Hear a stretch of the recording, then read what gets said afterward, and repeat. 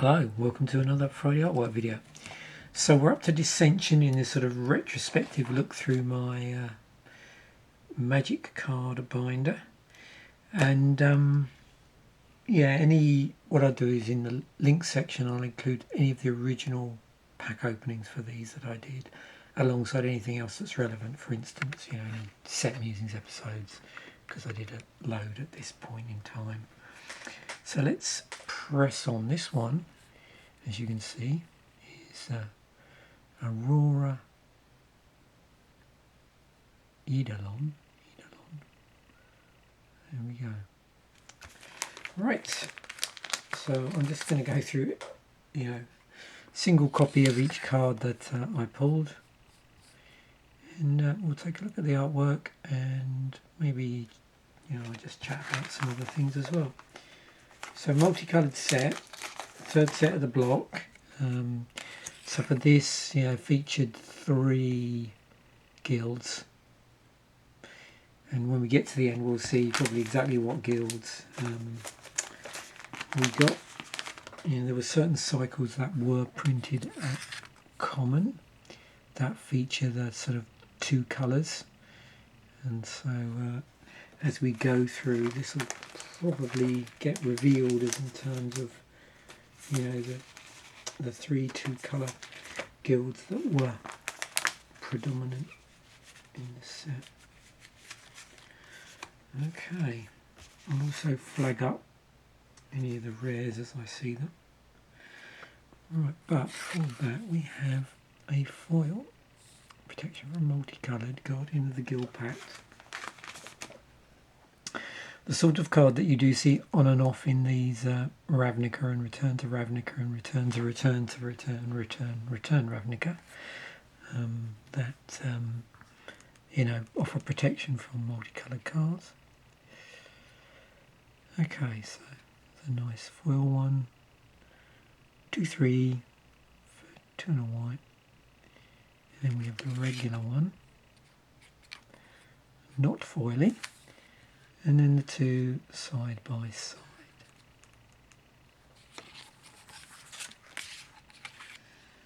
Okay.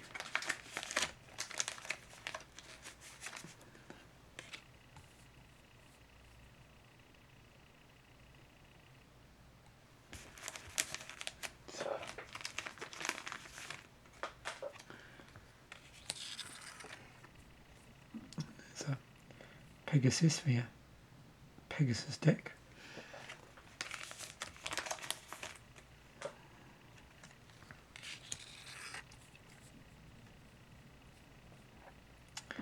Yep, so as you quickly saw there, forecast was a thing, and that one's got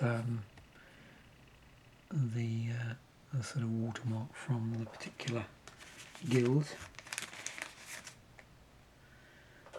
And another one with a watermark on it. White, blue. Was it Azorius, I think?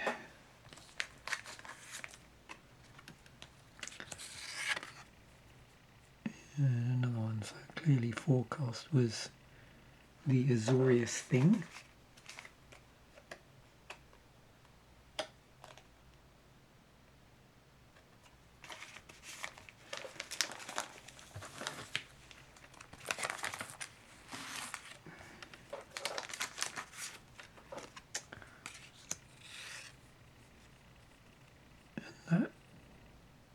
With Valor Made Real is our lot for mono white cards.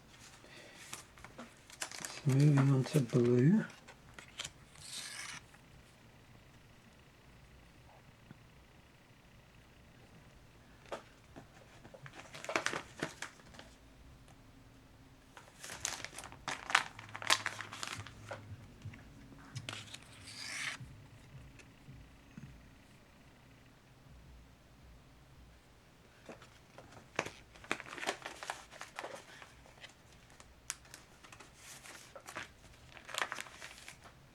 And here's a rare from blue. This is Enchantment Aura, which is Psychic Possession.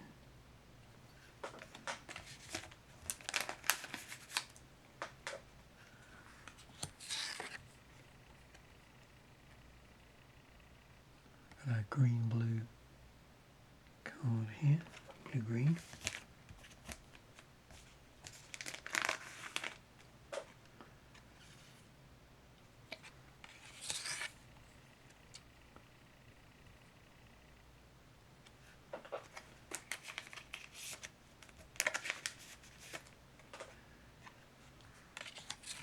A bit of card draw, a bit of party card draw there.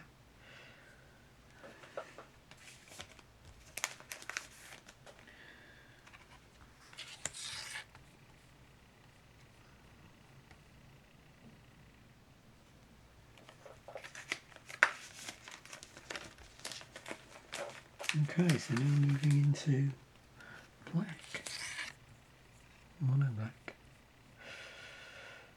specifically for this card, Bond of Agony.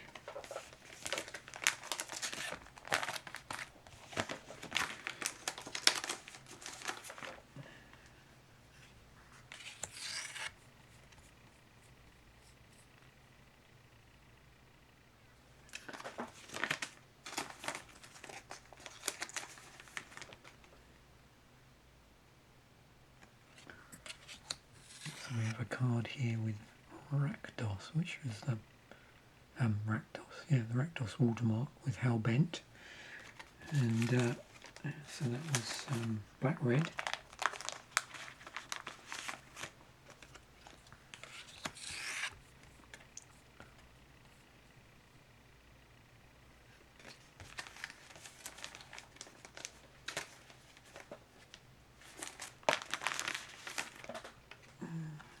Card. We've got protection from multicolour on this one. This is Enemy of the Guildpact.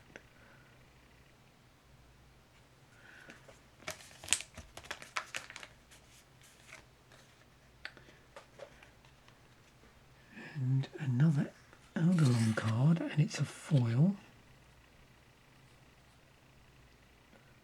So Entropic.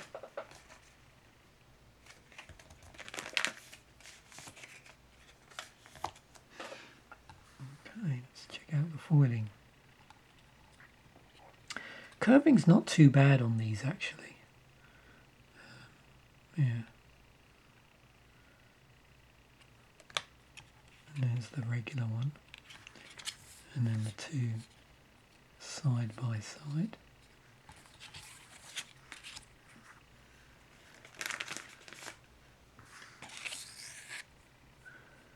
Macabre Waltz.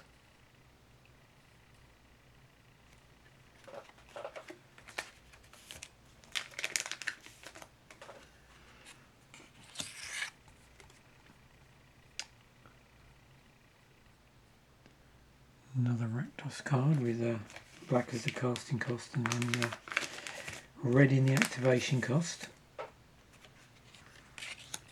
And then another Hellbent card. And you can see the watermarks there. I mean, not super clear, but clear enough. It's really when you get, their foils that you really see them. So here's Seal of Doom.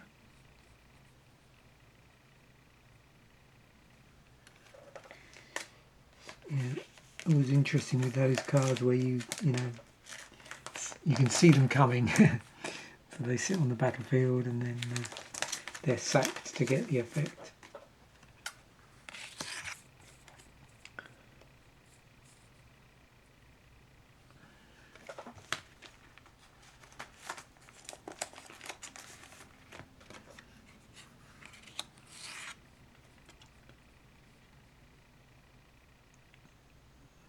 Rather interesting. Right, moving on to red. Okay. Another Rakdos card, because although it's mono red, it's got Hellbent on it.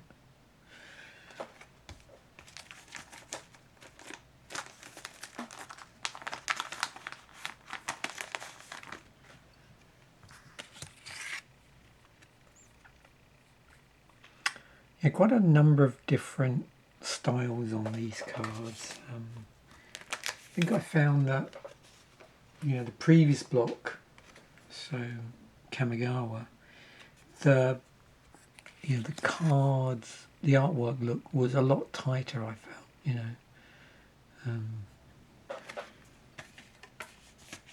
of sort of things that were there.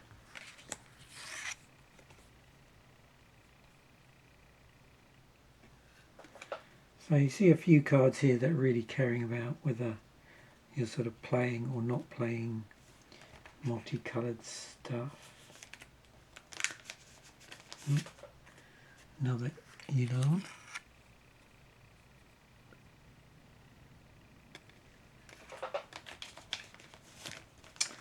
And another seal. This is the red one.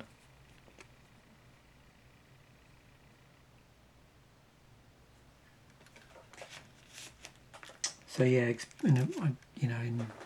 I know I drafted this set online, but as part of the block as a whole. So I would have drafted what 222, I suppose. I can't remember what when it came to draft the third set, whether it was 2 from each of the sets or 4 and 2. So 4 from the first and 2 from the last. I think it was 2 from each. So yeah, the reason why I bring this up is these were at common, so I just don't remember how many seals I saw in the draft pool. But of course that would have been diluted down, which is why I mentioned that by the fact that you weren't opening 6 packs of, or you weren't, it wasn't all Dissension, should I say, in the draft pool.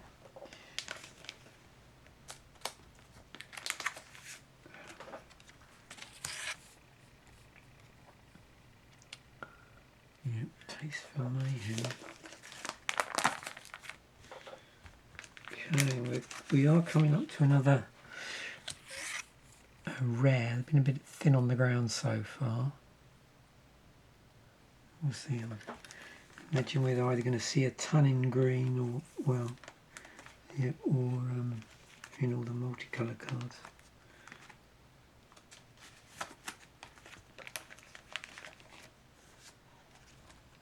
Right, where did I get to? So I lost my place. Okay, here we go. This is a rare.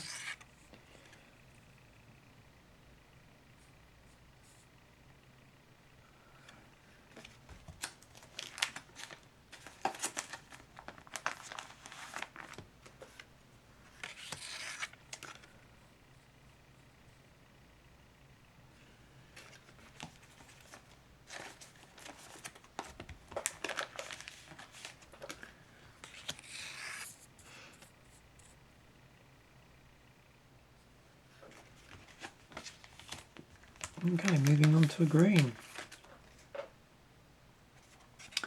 So, in this particular set, this one has graphed on it, and you can see that it's got the, CIMIC logo, or CIMIC watermark.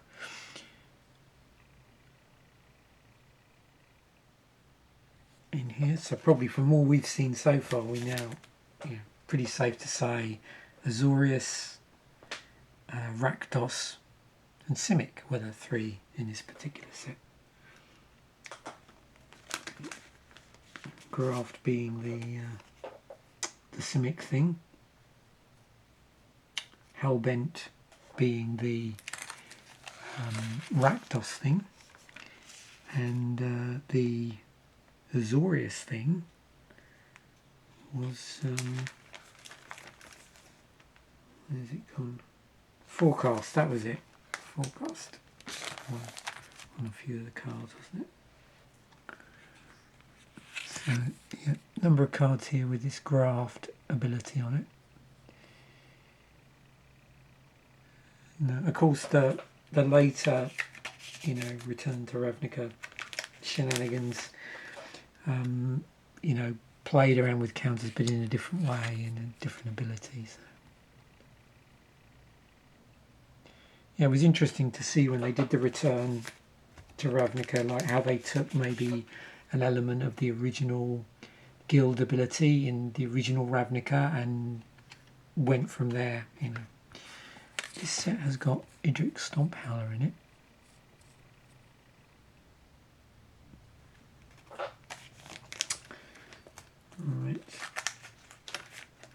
do also have a snake in the set, a Simic snake, and the reason why this doesn't have the Simic ability on it, but it's blue to for that sort of second cost there. Where one of these ones, you know, when it comes into play, sacrificing this blue was spent to play it. We've been talking a lot about these in well, at least 2, I think, episodes of deck musing so far, because they were coming up in different forms across the different sets. It's part of a, you know what, mega cycle. So yeah, we have a rare here, Protein Hulk. Do you remember this? And yeah, it's got a lot of graft stuff here as well, actually. So there's another graft.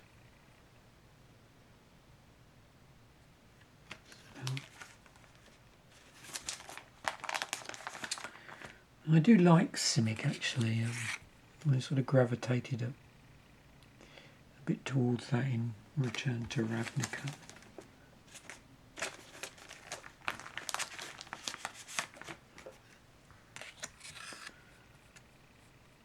Fun with counters. It's just fun, I think. Okay. Oh, well, this is interesting. Let's see how this is going to look.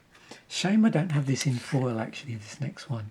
It's another graft, another one where, yeah, so it's Simic through its ability as opposed to any colour combination. You know, it's just mono green. There's green in the activation cost for the regenerate. But yeah, I think that's pretty interesting artwork, actually. And that would look really cool in foil, I reckon. If, again, you know, sometimes it doesn't always turn out quite as you think it might. But yeah. Okay, destroy target artifact or target enchantment. Stomp and Howl. Always nice to see how green in a particular set is dealing with pesky enchantments and artifacts. And that's how it's doing it here.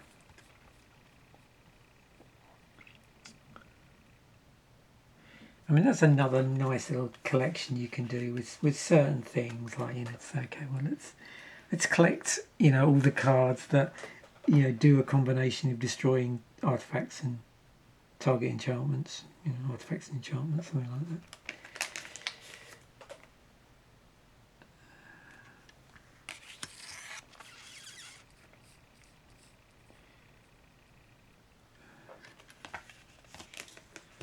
Okay, oh yes, this card. Yeah, so this sort of thing comes up quite a bit in Magic on and off in different sets. So, you know, the idea of having an aura that enchants land. This is particularly true, I think, of in green.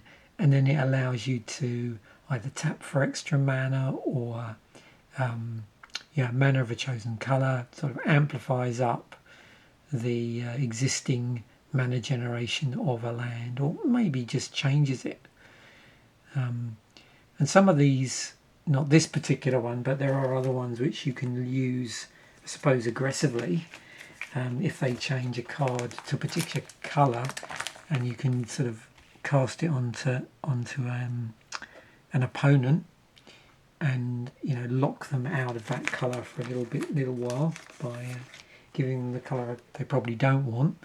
Not the case with this, because of course, although no, actually that's true, isn't it? Because you don't get to choose, so you choose as it comes into play.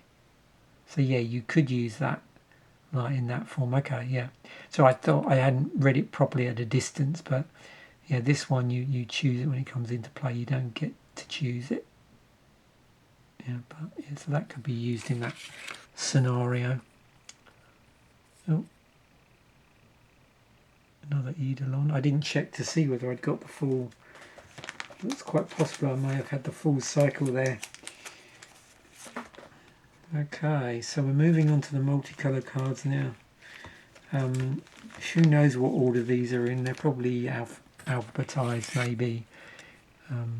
They're not in like guild colour order, I don't think, by the look of things. No, it's looks like it's alphabetical. Yeah, moving from regular 2-colour to hybrid. So I think how I did this.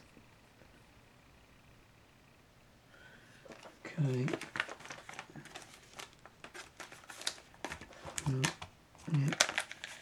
Some favourites here of mine. Another green blue coiling oracle.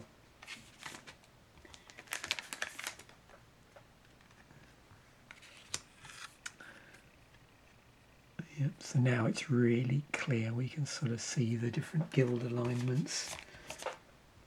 Because all of this is 2-colour stuff.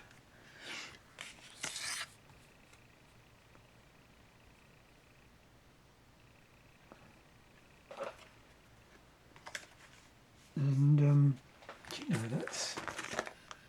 Oh no, it is. Now it's alright. Look, for a moment I thought that on these cards the watermark seemed a lot stronger, but I'm not sure on that.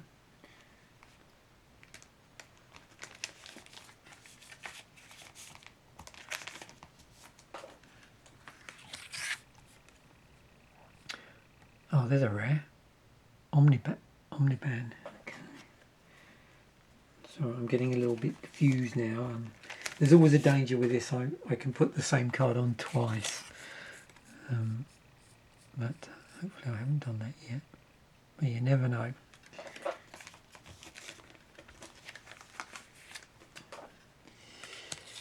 We've got a bit of pain magnification here.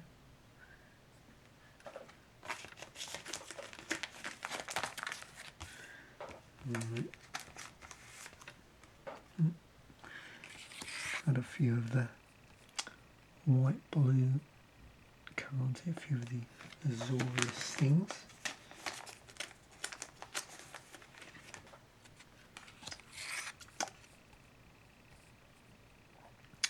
Yeah, definitely a very interesting block. Yeah, another rare. Rectos Orgamage. Yeah, it's just a real, cool block. Historically, like I can remember the time when Commander first became a thing, and around sort of 2-colour decks, 2-colour commanders. I probably became aware of a lot of that's how I became aware of a lot of the cards, I think, in this set and in this block as a whole, just because it was the sort of stuff that was ending up in 2-colour decks.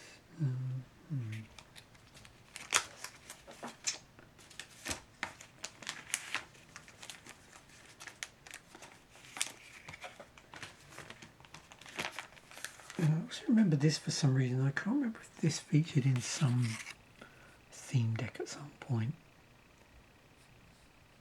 Another graft card. Okay. So the last one of the sort of regular 2-colour mana stuff.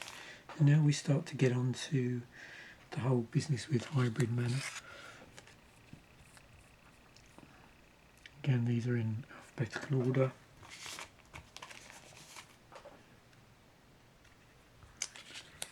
And again, I always find the look of these really cool. So, we move from that gold border that you see where it's just regular 2-colour casting cost into this, what do you call it, like morphing from the colour into the other across the border, which I always thought was super cool. But I'm probably easily pleased. So yeah, just then of course the reminder text there, just to say, well, with this, this is how this works if you want to cast this.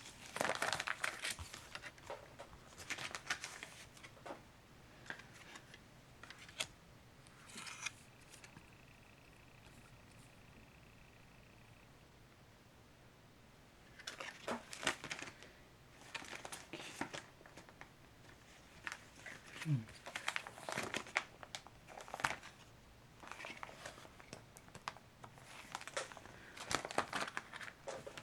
I just may have missed something.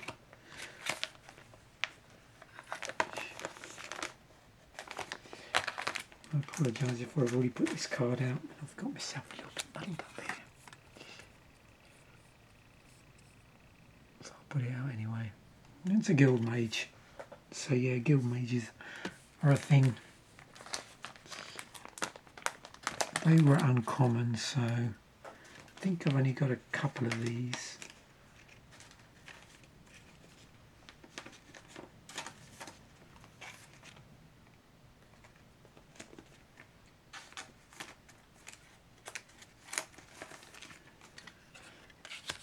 And there's the other one. A Simic Guild Mage.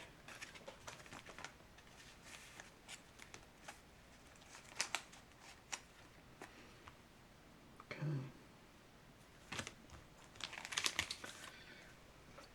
Oh, this was the other thing in this set, wasn't it? With these.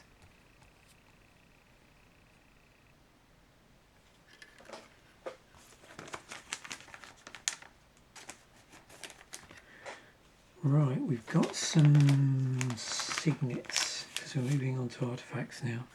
So I'm going to try and group these together. I do like these. I think somewhere I've probably got multiple copies of these.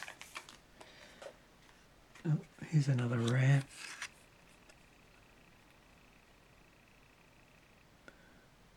On the bombshell. Oh well, that was a rather vain attempt at trying to keep them together. I got distracted. Never mind, I'm not going to bother now. The rest will come up in a moment. But yeah, I got distracted by these sort of shiny artifacts. So. Look at that.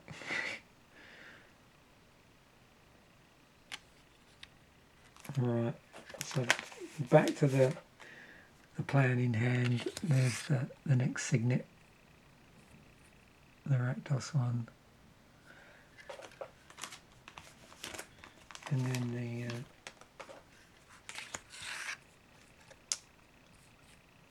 Simic signet. Yeah, and the downside is, in order to make these episodes as pleasurable as possible, to literally, the point where, okay, I haven't been into this binder for a little while, I don't sort anything beforehand, or pull out the stack. They're coming straight out of the binder, which makes it more fun for me. Okay, looks like I may have had a go at trying to group these together though, saying that. So, moving on to the bounce lands. So I had all three of the signets, and I do have all three of the bounce lands that are in this set. So there's the Azorius one, and there's the Rakdos,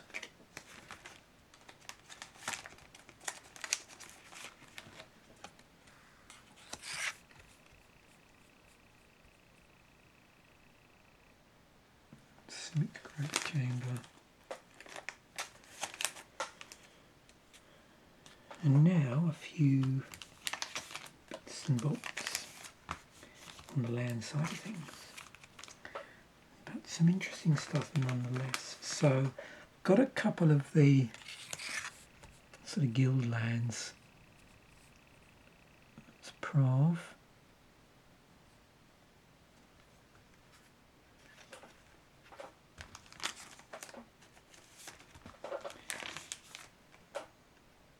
Rix Manai, which I think has been in a few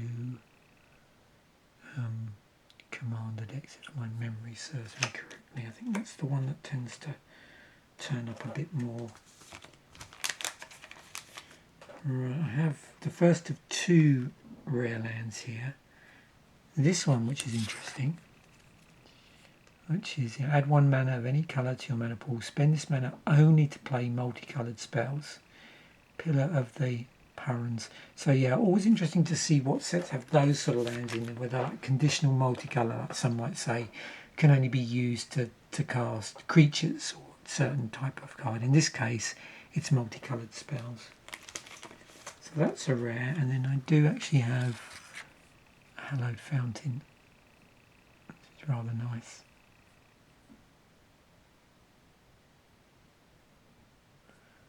Very nice artwork on that.